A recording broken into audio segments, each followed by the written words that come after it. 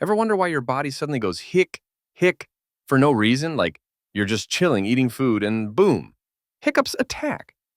Here's what's actually happening inside your body. Your diaphragm, the muscle that helps you breathe, suddenly spasms. When that muscle jerks, your vocal cords snap shut, and that creates the hic sound. Hiccups usually start because your diaphragm gets irritated. From eating too fast, drinking soda, laughing, or even sudden temperature changes. The weird part? Scientists still don't fully know why humans hiccup at all. Some think that it's a leftover reflex from evolution, which means hiccups might be an ancient bug in our system. Next time you hiccup, blame your diaphragm.